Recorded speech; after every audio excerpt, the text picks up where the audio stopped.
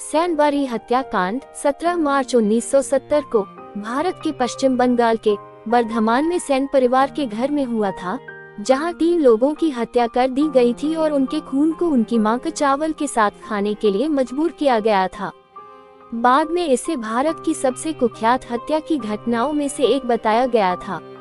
अखबारों में इस घटना की तारीख 17 मार्च 1970 बताई गई थी। तो आइए जानते हैं क्या हुआ था उस दिन को। मेरा नाम सिमरन है और आप देख रहे हैं crime time by SL. Sen बंधु, जो कि भारतीय राष्ट्रीय कांग्रेस के प्रति गहरी निष्ठा रखने वाले परिवार के सदस्य थे। वो एक भरा पूरा परिवार था। सब लोग आपस में मिलजुल के रहते थे, सब खुश थे। पर तभी एक दिन सुबह के 7:30 बजे कुछ लोग सैनबारी परिवार के घर आते हैं और कहते हैं, नबा कुमार, तुम हमारी बात मानोगे कि नहीं? कांग्रेस का साथ छोड़कर हमारी पार्टी का सपोर्ट करोगे या नहीं? इस पर नबा कुमार कहता है कि देखिए, आप लोग मेरे घर से चले जाए, मैं आप लोगों की बात नहीं मान सकता। आज़ादी के समय से ही हम लोग कांग्रेस के साथ जुड़े हुए हैं और जब तक हम जिंदा है तब तक कांग्रेस के साथ ही जुड़े रहेंगे। हमलावर बोलते हैं कि फिर तुम सब जिंदा ही नहीं रहोगे, हम तुम सबको मार डालेंगे। 2 हमलावर परिवार के सबसे बड़े बेटे नबा कुमार सेन को कथित तौर पर अंधा कर देते हैं और उसकी आंखें निकाल लेते हैं। भैया भैया कहते हुए नबा कुमार के छोटे भाई उसको बचाने के लिए आगे आते हैं, पर उसके छोटे भाइयों मलय और प्रणव को कथित तौर पर अपराधी परिवार के सदस्यों के सामने ही मार डालते हैं। अपने बच्चों की चीखने चिल्लाने की आवाज सुनकर अंदर कमरे से माँ भागते हुए बाहर आती है। वह चिल्लाते हुए बोलती है, ये तुम सब क्या कर रहे हो? छोड़ दो मेरे बच्चों को, ये तुम क्या कर रहे हो? इस पर हत्यारे बोलते हैं कि तुम्हें बोला था ना कि कांग्रेस पार्टी का साथ मत दो, पर तुमने हमारी बात नहीं मानी। अब भुगतो तुम लोगों का, तो हम वह हाल करेंगे कि जो भी तुम लोगों के बारे में सुनेगा वह हम लोगों से कांपेगा। वो हत्यारे पास ही पड़े उस नवजात शिशु को पालने से उठा लेते हैं और नबा कुमार की मां को बोलते हैं, क्यों मान जी, इसे भी मार दे। इस पर नबा कुमार की मां रोते हुए कहती है, नहीं नहीं, इस मासूम को तो छोड़ दो, तुम जो बोलोगे वह मैं करूंगी। हम लोग कांग्रेस पार्टी का साथ भी छोड़ देंगे। अरे माँ जी, उसके लिए तो अब बहुत देर हो चुकी है, पर जब तक हम तुम लोगों का एग्जाम्पल नहीं बनाएंगे तब तक लोग हमसे डरेंगे कैसे? फिर वह पास ही पड़े नब्बू कुमार के भाइयों की लाशों से वह लोग एक कटोरे में वह खून निकलते हैं और उस खून को वह पास ही पड़ी चावलों की थाली के ऊपर डाल देते हैं और उनकी माँ से बोलते हैं, ए बुढ़िया, तेरे पोते को छोड़ तो देंगे हम, पर उसके लिए तुझे अपने बच्चों के खून से सने इन चावलों को खाना पड़ेगा। अगर तू इन्हें नहीं खाएगी तो जैसे हमने तेरे बच्चों को मारा है वैसे ही तेरे पोते को भी मार देंगे। नहीं नहीं, ऐसा मत करना, मैं खाती हूँ। फिर वह माँ अपने ही बच्चों के खून से सने हुए उन चावलों को रोते हुए खाना शुरू कर देती है। ये सब देखकर हमलावर जोर जोर से हंसना शुरू कर देते हैं। दोस्तों, यह एक ऐसा समय था जब इंसानियत मर चुकी थी। ऐसा वक्त, ऐसी चीज भगवान किसी को ना दिखाएं। इस दृश्य को देखकर ऊपर वाला भी रो पड़ा होगा। फिर 1 साल बाद नबा कुमार की भी हत्या कर दी जाती है।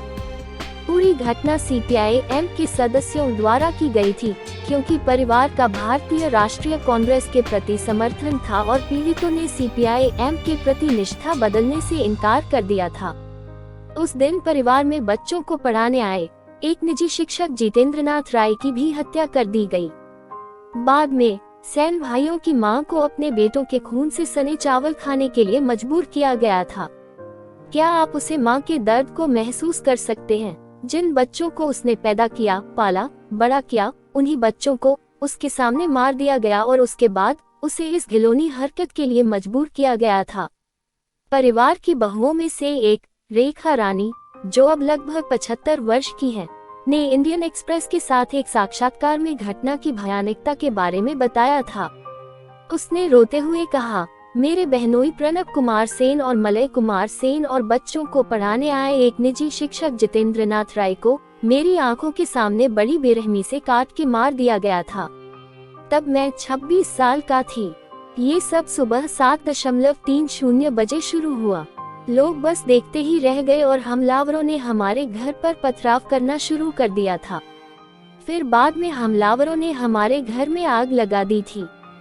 मेरी सास मृगनैना देवी ने हमलावरों को रोकने की बहुत कोशिश की, लेकिन उनके सिर पर भी हमलावरों द्वारा वार किया गया था। फिर 2 हमलावरों ने प्रणब और मलय के खून को चावल के साथ मिलाया और उनके मुंह में डाल दिया। बाद में उन्हें अस्पताल ले जाया गया। इन हमलों में वह बच गई थी। आगे रेखा रानी ने बताया कि सेन परिवार की बेटी स्वर्णलता जोश ने भी उस दिन का वह भयानक हादसा देखा था। ये हमला स्वर्णलता के 1 महीने के बेटे अमृत कुमार जोश के षष्ठी अनुष्ठान के दिन हुआ था। सीपीआई-एम के हमलावर उस नवजात शिशु को भी आग में फेंकना चाहते थे, पर स्थानीय लोगों की मदद से उस नवजात को बचा लिया गया था। वही अमृत कुमार, जो अब 51 वर्ष के हैं, ने 2011 में भारत के प्रमुख दैनिक द टाइम्स ऑफ इंडिया के साथ एक साक्षात्कार में कहा था कि मैं उस दिन मर सकता था और उस दिन के बाद अपने परिवार की तरह मैं भी आज तक उस विभत्स घटनाकांड की मानसिक यातनाएं भुगत रहा हूं। और ये दुर्भाग्यपूर्ण है कि हम अभी भी उस पार्टी द्वारा शासित हैं जो आतंक द्वारा शासन करने में विश्वास करती है। सेनवारी परिवार की घटना के बारे में ज्यादा लोगों को जानकारी नहीं है।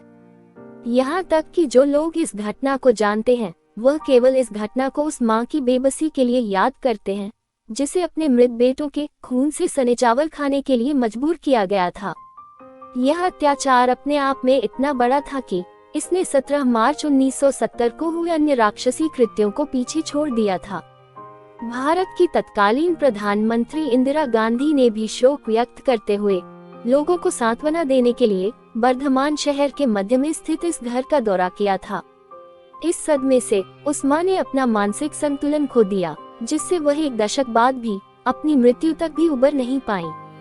जिन कम्युनिस्ट कैडरों ने इस हिंसा को अंजाम दिया वे वाम मोर्चा सरकार के तहत मंत्री और सांसद बन गए और उन्हें कभी भी सजा नहीं दी गई, जैसे कि सीपीआई-एम नेता बेनोय कोनार, अनिल बसु, निरुपम सेन पूर्व वाणिज्य राज्य मंत्री और इंडस्ट्रीज और अमल हल्दर पर बचाव पक्ष द्वारा सेनवारी हत्या मामले में सीधे तौर पर शामिल होने का आरोप लगाया गया था।